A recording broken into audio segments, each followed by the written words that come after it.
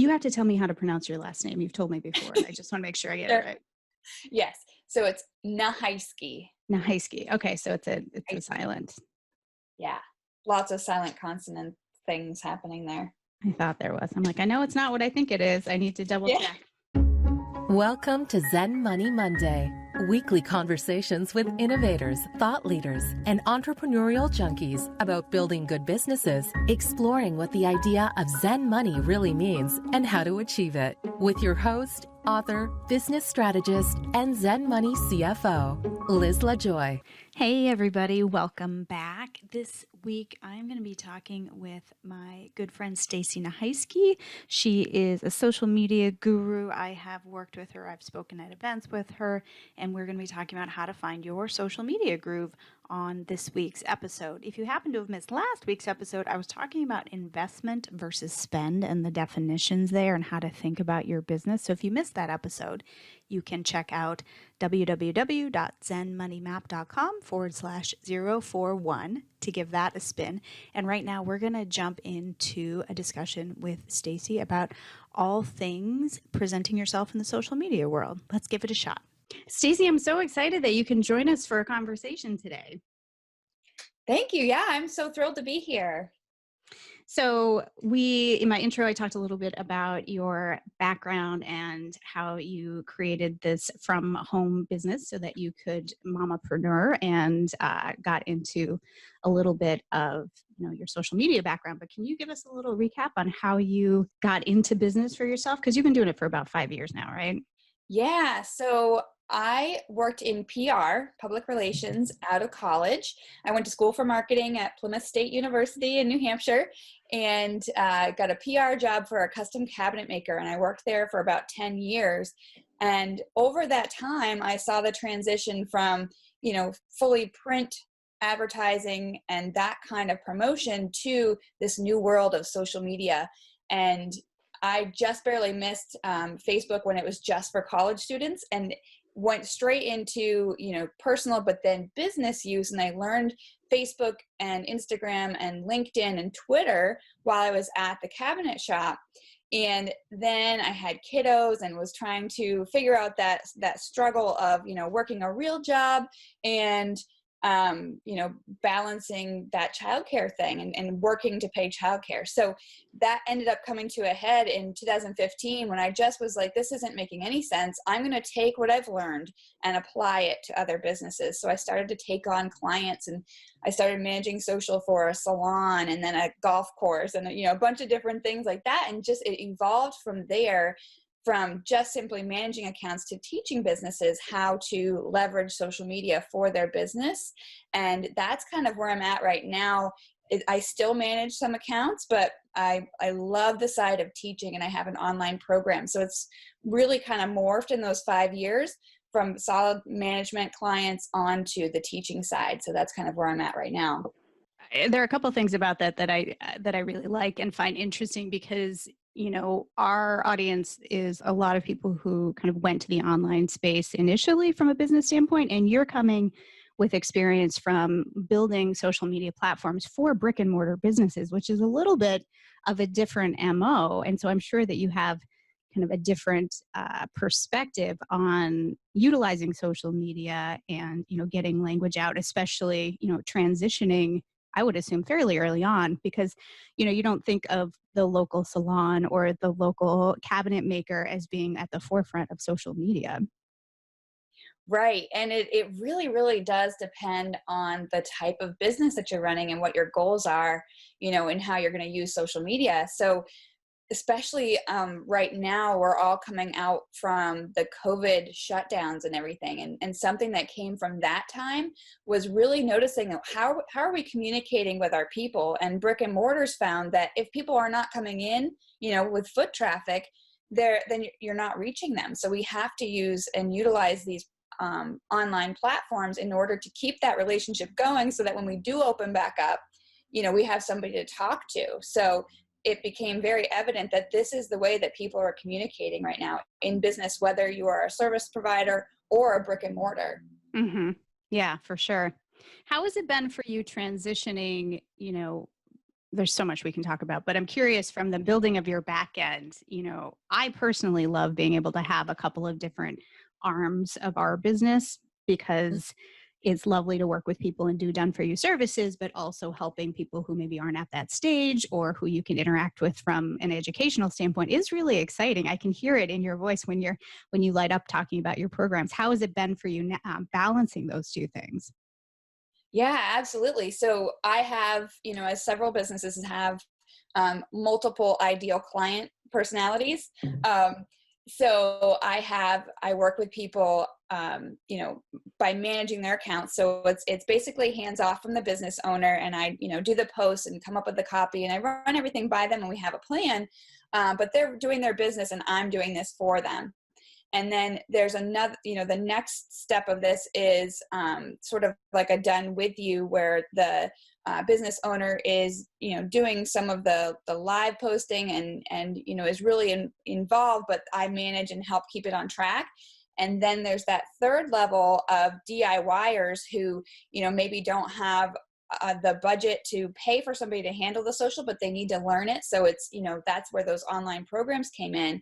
And it actually came about because I started doing workshops for entrepreneurs, solopreneurs through the Hannah Grimes Center in Keene, which is a New Hampshire entrepreneur center. And it's basically startups. And so I would do these workshops, and then they were kind of like following up and saying, well, are you going to offer this online? Or, how can I continue to learn this beyond the 3 workshops I did per year there? Mm-hmm. And so I started offering, online trainings, and it morphed into the membership model, which is very affordable for folks to have access to me to ask questions and that kind of stuff. And they can continue to learn. And when they get stuck, they can ask questions, Mm-hmm. right? Versus just coming to an in-person workshop and having questions and not having anybody to ask, that's that ongoing support. And on the flip side, on my end, it becomes this dependable income, which I can serve more people, by doing, a couple live calls per month. So it doesn't take a ton of my time either. I couldn't hear what you said. Ooh, that was my watch chiming in. Yeah, I really like the transition that your business has taken. And I wanted to talk with you partly because I see so many people making that same transition. And one thing that you've done well, I think, is find a decent balancing act between the time commitments of all of that. Because if anybody out there has any version of service-based business, which everybody listening probably does, then, that's a struggle for all of us in terms of the, how much time do you spend going down the rabbit hole, manage, in the full on, done for you kind of service type stuff versus, being able to have a different revenue stream that, takes you out of having to sell time for dollars and really start talking about value for dollars.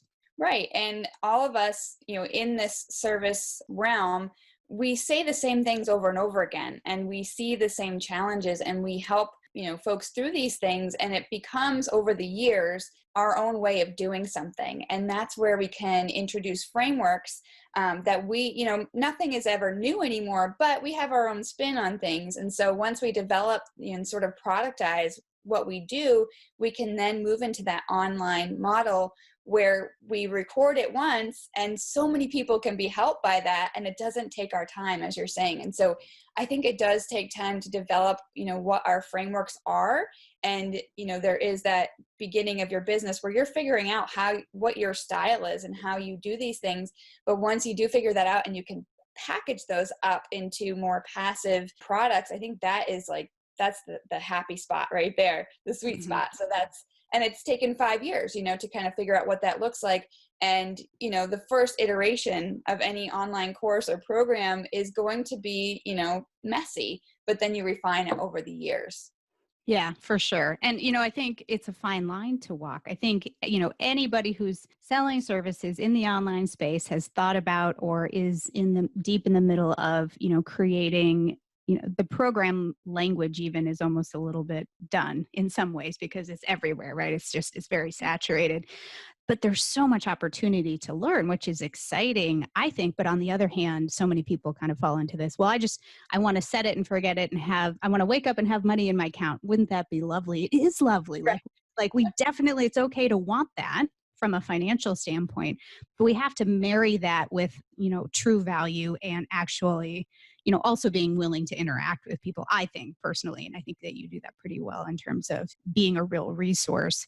And it can be easy to slip off. I'm not saying you're doing this. I've seen other people feel like it can be easy to slip off into the, pay me a bunch of money and I've already recorded it and I'm not going to show up and kind of answer questions as you go along and things like that. So I think it's just really important to figure out the balance in terms of, who you are as an entrepreneur and how you want to interact with people too. Yeah. And I think that is kind of the magic of the membership model, because I have a set schedule. At least, in my program, I've decided to have, we do a monthly planning party to plan our content for the next month. And we do an action block. Yesterday, we did an action block about Instagram stories. So I was in Zoom and it's interactive. So I've got pre-recorded trainings, yes, but as things change, we have these live calls. And I think that is the fun part about the membership, is that every single month people are expecting, interaction. And I love that. I have a really good time doing that. And I also want to say, what you're saying about, people have, setting it and forgetting it, or, let me try to say this over again. Part of my business, or the name of my business, came about Embrace Social You, because I think that each entrepreneur, as you were saying, it's saturated out there, but each entrepreneur has something that helps them to stand out. And we need to embrace that and share that on our social media. And that is how we can stand out in the saturated market. Yeah, I'm glad you brought that up. I was going to ask you what you see, turning a little bit in terms of sharing your expertise. What is the biggest hurdle for most businesses these days in terms of social media that you see? I see a couple blocks, and the first one is time. And everybody that comes to me says, I want to do this, I want to be on all the platforms, but I just don't have time. And so a big thing that I focus on is efficiency in being on these social media platforms, because as we all know, you sign on to Facebook and you can fall into the deep abyss, so we have to be efficient with our time, and that starts with having goals and having a plan. So if you come into social media and say, I'm going to do all the things all the time, you quickly burn out, and then you hate social media and you say it doesn't work, or you think it doesn't work. But when you sit down, you have your goals set out, and you create a plan, then it becomes more efficient, and you know what you're doing when you sit down at your computer. So time is the first one. And then the other one is not knowing what to say out there on social, and just thinking, I need to, get a post out there so that I have something up. And that's just a missed opportunity. So that's another thing that I talk about quite a bit, is what do we actually say out there on social that's going to get people to take that next step with us? Yeah, I think that that's something everybody struggles with in one way or another, because you have times when you're feeling really creative and times when we're, stressed about many other things, or it's just not on our radar screen. So I think those two go in hand really, really well. Yeah, absolutely. And if you're open to it, I have a resource that could be helpful with that, for the part about what to say on social media. So I'm happy to give a link for a freebie for that, if that's helpful for entrepreneurs to know what it is to say out there on social media. Wonderful. Yeah, we will definitely get that link in the show notes and make sure that everybody knows how to grab it, because I think everybody's always looking for resources in this point of, from this perspective. Even if we know what we're doing or have training, it's always good to get kind of new reminders and fresh creative ideas. Oh, yeah. And it changes all the time. That's the other thing about social media, is that you can think that you're on top of it, and then Facebook changes. They just change their interface and what it looks like on our phones even. So things change so fast. Mm-hmm, for sure. So for somebody who's thinking about, I've been doing this myself, or I've been frustrated, or I want to get a little bit more perspective, do you have, from your point of view, what's the time frame before most people, if you're doing this a little more systematically, can actually see some traction happening? Yeah. And the tricky thing here is that there are so many variables. Sure. Because it comes down to the bandwidth of the business owner. How often can they really be out there posting? What platforms are they on? How much do they know the platforms? Because there's so many intricacies to each platform, and you just may not be aware of that. So when you're first getting started, I think it's important to really focus on one platform, and that's the one that you're the most comfortable with, that you already have some traction on. So for instance, if Facebook is where you have the most followers and you get comments and likes and stuff, let's focus on that and deep dive and learn it. And so in that case, if you are deep diving and learning one platform, it's going to be in a month or two before you start to see traction there if you are posting consistently. But you also have to think about what you're guiding people to. So that back end of having offers in place, or having, a free call link that people can book, right? Because we have to have those goals in mind of, okay, what does it even mean to be working on social media? So if you're posting to Facebook with no goal, then you're not sure if it's working. So then you wonder and you question that tool. But if you know that, okay, for this month, my goal is to schedule 3 discovery calls, or, 5 discovery calls per week, then you know that your posts are going to have to reflect that, and they're going to have to tell people why they should book a call with you, right? So we have to be intentional about the goals that we set for ourselves. And in that case, that turnaround could be really quick. Right. If we're posting on Facebook with a clear goal and a deadline, then yes, then it's working, and we know it's working, right? So it really comes down to, what are our goals for social, in what time frame, and how do we know if it's working? What are we measuring to show that it's working? Yeah, I love that. As a, strategic analysis nerd, I think it's just so important to remind ourselves, myself included sometimes, right? Because we just get caught up in the flow of things sometimes. And, I think that's a disconnect that many traditional business owners have, especially around marketing and PR and how you get your voice out there, and that it's something that's untrackable, right? And back in the day, a lot of marketing people used to be like, well, just give us a budget and, we're just going to do what we're going to do, and we're not going to tie it to real numbers. And I think that one thing that social media gives us, and kind of the language these days, can be very, very analytical, and should be very analytical in terms of what our goals are. Because if you're of a kind of business where you need to talk to a certain amount of people or get a certain number of referrals for the dollars to keep coming in the door, then we need to know what that looks like, so that you're not feeling like you're just sort of chasing your tail all the time. Right. And the other side of that too is that there's so many tools available to us now to help us with this. And one that I just love is these online calendar booking services, where somebody can say, hey, do you have time to hook up next week for a coffee chat? Or can I talk with you about how you can help me with Instagram? I send them a link, and they can see my calendar availability, and I can tell when they've booked, but I don't have to go back and forth. So that's a time saver. Mm-hmm. It's not really social media, but I use that link on my social media. I send people to that, and they can go ahead and book. So these things, these tools, these online tools that allow us to be super organized and efficient, they all work together with these social media platforms so that we can get that message out to people, and then also tell them how to take that next step, because that call to action is so important.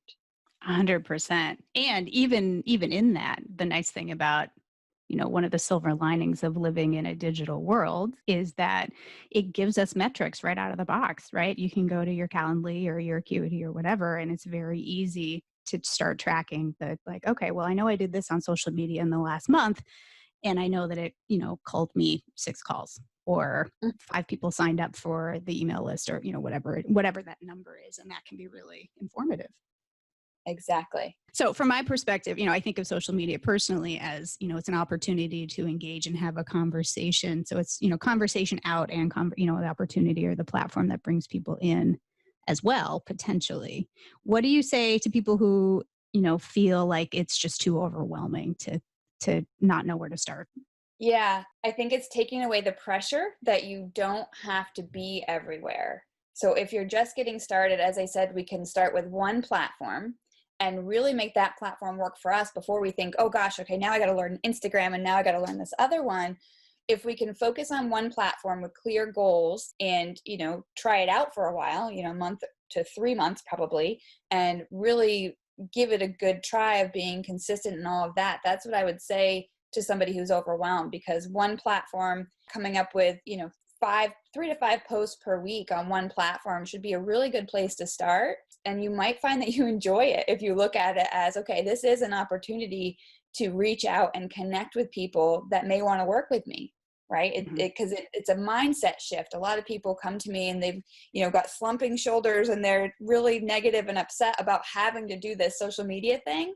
And I see that as, an opportunity to show them the opportunity of social media and the fact that we get to do this. We get to use these platforms that are here for us to connect. And so that's a big part of what I do is help to shift the mindset, because it's no fun to jump into social media if you just really hate it and cannot see the benefit. So, if you are overwhelmed, just think of it as I get to do this. This is a way to connect with people who need what I have. Yeah, I like that.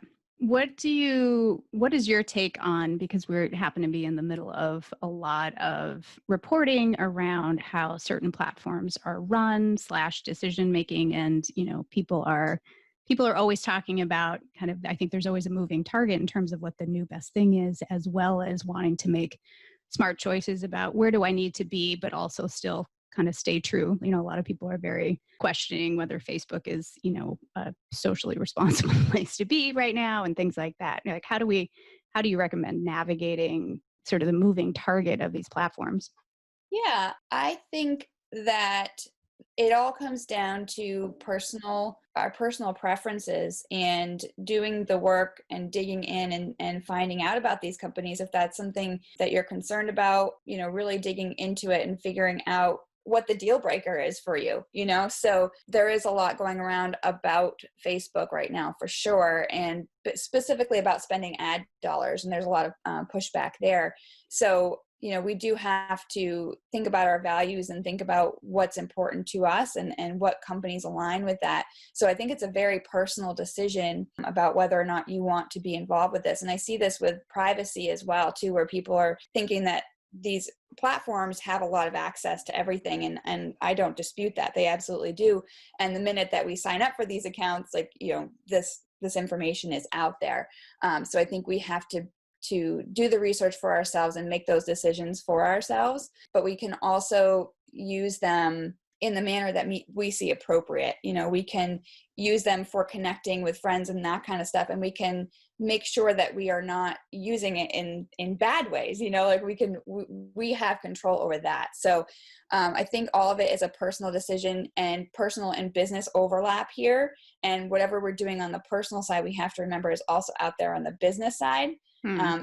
It's not a clear division. If you're posting something on your personal side, know that it also reflects on your business, because it's all interwoven. Yeah, I know there's always the conversation of, do I make business posts only on my business page? Again, using Facebook as an example, but also if you have a business / or versus personal Instagram, or, some people have dual accounts in LinkedIn. And, I think it's always a challenge for people to know kind of what topics and what information to put out kind of on the business side versus the personal. And then you have people who are just, my personal page is my business page, which, technically is a no-no, but that is still effective. Right. Do you have any thoughts on sort of that separation of business versus personal, church and state? Yeah, I think it also depends on the business. So for myself, I'm a personal brand. And when somebody is learning from me or working with me direct, one-to-one, it is me. So I see my personal accounts on social as being reflective of my business, but I also allow personal into my business side. So I'm not one to promote too much on my personal Facebook. I shared something yesterday that was a video that I did with a women's organization in the state of New Hampshire, but I'm not promotional on my personal feed because of the terms of Facebook. We're not supposed to be doing that. So that's what those business accounts are for. But I also understand that there is going to be overlap. And I, if you look at the name of my business, it's Embrace Social You. And I really think that our personalities make our business what they are.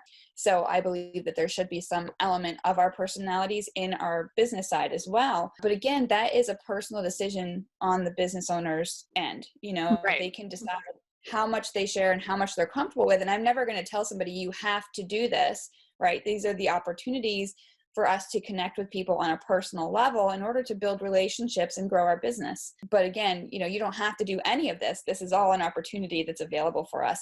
So there are things that we can do on the personal side to make sure that the business doesn't overlap too much, right? We can decide how much we want to share. If we don't want to share our children on our business account, that's absolutely our decision and our right. And we can put privacy settings in place on our personal accounts so that, we're not friending business connections. Like we can make that decision on our own. Yep. So it really does come down to comfort levels and figuring out, what's right for you so that you're comfortable. Makes sense to me. Now I want to turn a little bit toward your business building. When you've had 5 years under your belt now doing this as pretty much all on your own. I know you have a few people that you work with these days to help support the actual process. What has building your business taught you? I think what you're talking about right now with having a little bit of help, that's been my biggest realization as I go, that I don't have to know everything. And I don't have to do everything in my business. So I think, when we all start out, we start out as a consultant oftentimes, and so we are doing all of the work all of the time, and everything is tied to hours a lot of times. And so making that shift from, me doing everything every single hour, and that's the only way that I make income, to what? I don't need to be doing my own books because it's not something I'm good at. So I'm going to hire somebody out to do that. And I don't need to be doing all of my social media graphics. So just because I can do it doesn't mean I should be doing it. And I think that's where I'm at right now too, is really shifting to decide, okay, is it time to bring on more help, and in what areas, so that I can shine and enjoy the work that I'm actually good at versus, trudging through things that I'm not so great at. So, and I don't have to do all that. And I think that's been the biggest realization in the last year or two for me, is that I can ask for help. I don't have to know everything. Oh, yeah. We could talk about that whole concept Right? forever too, because I think there's so many people out there providing service to other businesses or even to other service-based businesses. And obviously that doesn't preclude, boots on the ground or people who make widgets. It's the same concept, but so many people are highly capable. And if you're that kind of personality, it's very easy to feel, probably longer than is healthy for your business, that it's just easier for you to take care of it yourself. But then you end up spending, hours and hours every week getting all of this ticky-tacky stuff done that maybe isn't the best use of your time, or takes you away from your kids or doing something you want to be doing. Yeah, absolutely. And I was in that place for sure, balancing again, having the kids home through COVID and school teaching and all that kind of stuff, where I realized if I'm not working, I'm not making money, in some areas, some income streams of my business. So I needed to figure out how to keep the wheels turning if I was not there in that moment. And that's where I'm at right now, is really fine tuning that whole thing with my systems and getting the people in the right seats. And it's a really cool place to be, because you can still manage everything and have a high view of everything, but you don't have to be doing, as you said, those ticky-tacky things, and things still get done. That's the beauty when you see the check boxes, checking off, and you're like, I didn't have to do it. Yeah, for sure. I think many of us love the concept of planning and like to be able to take a few steps back and get that bigger picture view. And if you're in the weeds with the doing, it's very hard to find out or carve out time to do that. And I think that's really, from my perspective, the catalyst between, everybody loves to use the term leveling up, but really you get to a certain income space and you get to a certain, like, I know I need to be talking, if I want to make more money or I want to do more things in my business, I need to be talking to more people. We have to make that leap at some point between the I do everything and I wear all the hats to maybe I only wear half of the hats, and I have to trust other people to do this right and to do it well for me. But it can be super liberating too. Yeah. And what you just said before too about, letting that go and trusting that it's going to be done well. That is really hard when you've built something for years on your own, to just say, oh, okay, now you do that, and so that's something I've had to learn too, is the process of delegating and not being on top of it all the time, so that's a lesson too, is just, okay, I can step back and I can trust that it's going to be done right because I have systems in place.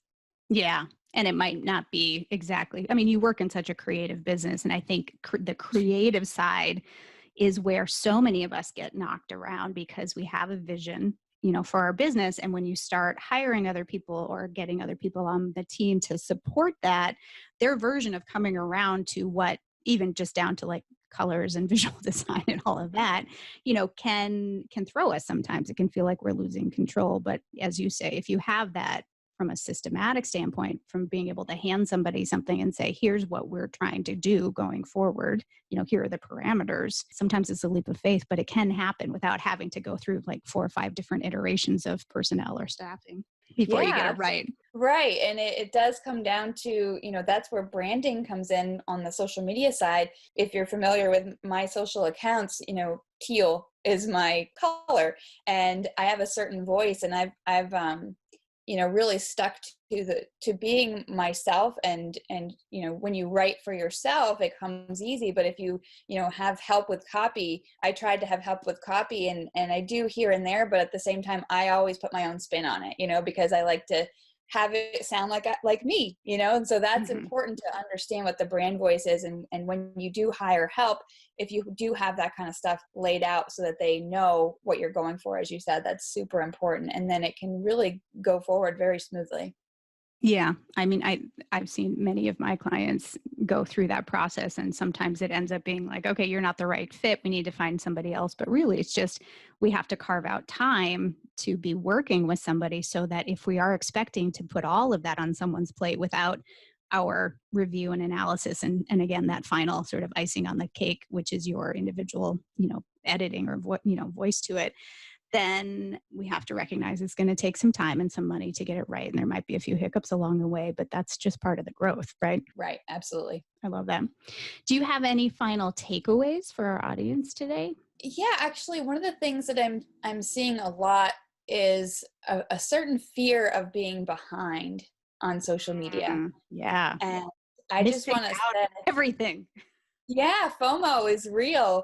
And I just want to say, we all start with 0 followers, and expecting to have 10,000 followers out of the gate is it's too much pressure on yourself. And it's sort of an outdated goal, because that's sort of like the influencer's way to build social, is to just get as many people as you can. And then you can say, I have 10,000 followers. But what I really want to emphasize is that you're not behind. We all start with 0 followers, and we can grow slowly so that we're building actual relationships of people who actually want to hear what you have to say.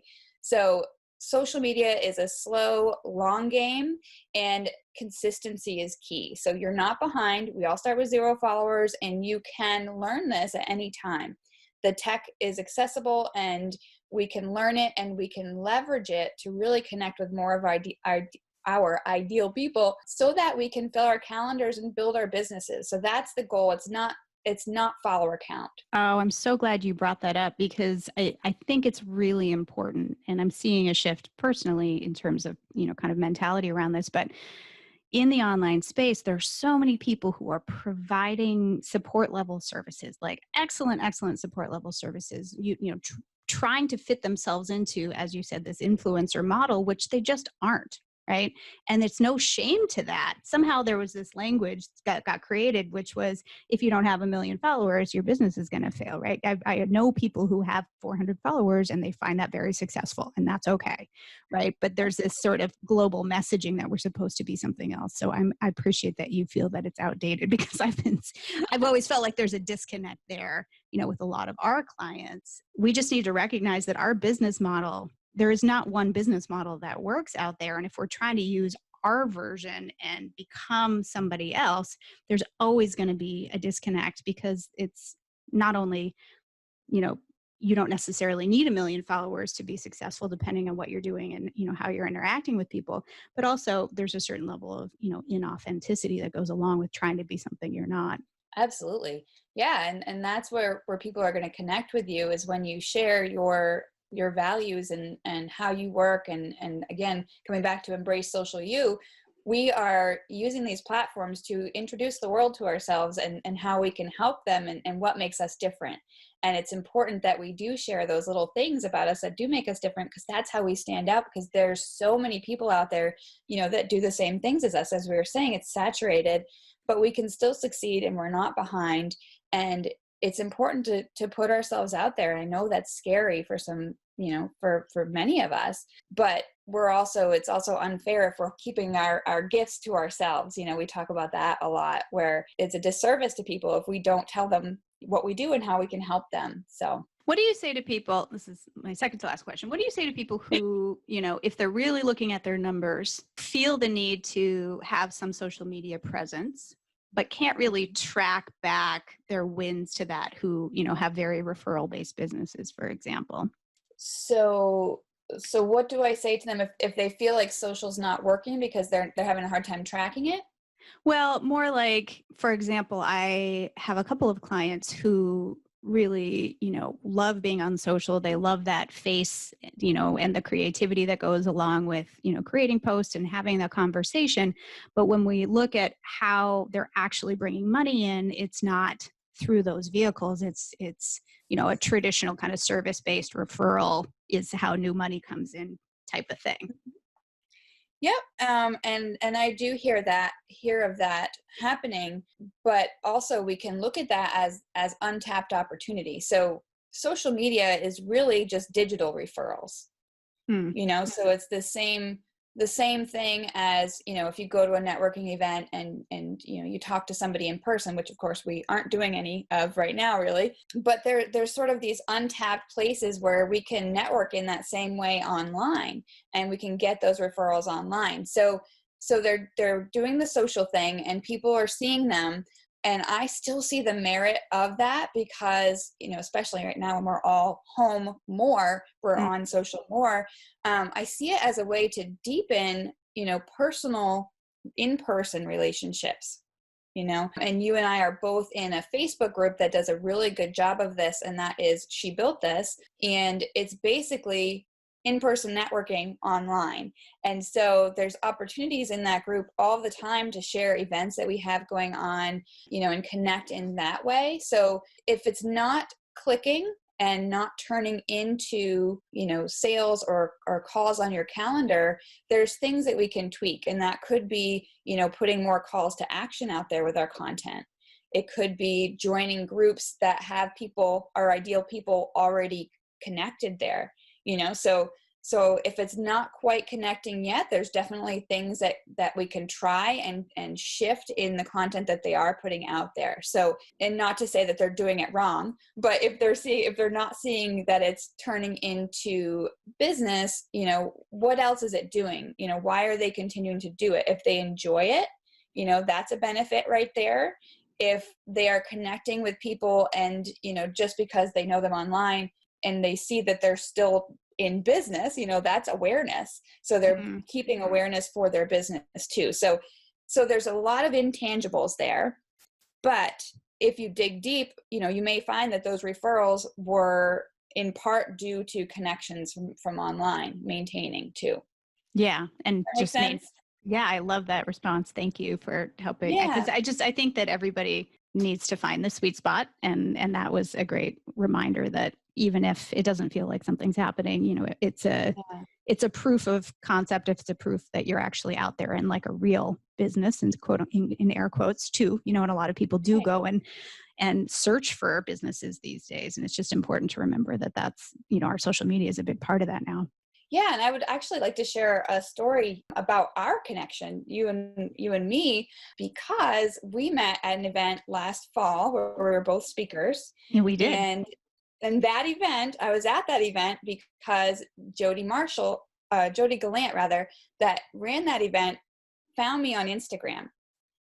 We didn't know each other last summer. We didn't know each other, and she found me on Instagram and saw that I did speaking about social media. She followed me quietly for about a month and then messaged me and said, "Hey, I like your style. Can you come talk at my event?"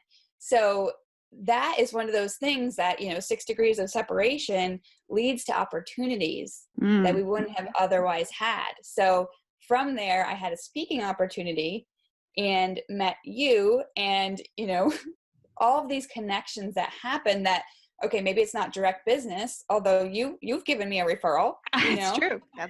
So yeah, so these things come about, and I just get excited. You can tell I'm excited about it because it's like these connections happen. I've been in groups with people, masterminds, and last summer I was in a mastermind with 6 women, And fast forward to this year, I took a course from one of them. I'm in a mastermind from this other person that's in there, and it's not that it gave me business, but it's helping me to build my business too. So there's so many opportunities just from connecting online. Yeah, I love all of those reminders.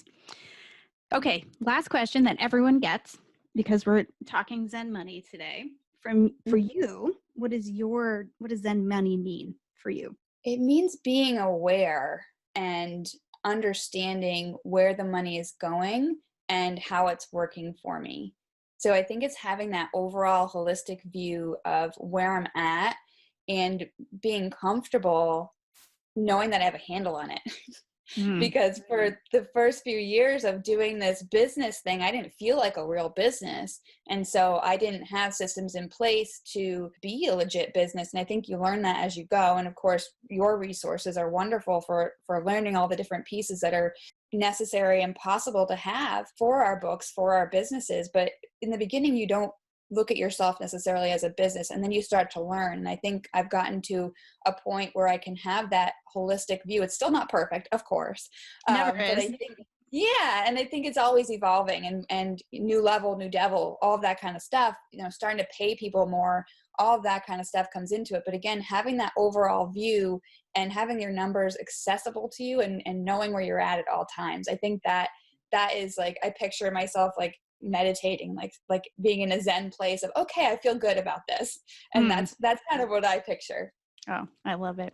Stacey, thanks so much for joining us today and sharing all of your vast expertise around the social media world and all kinds of other good stuff. We will make sure that all the links are put in show notes so that everyone can reach you. But is there a quick handle that we can share audioly here too? Where can people find you?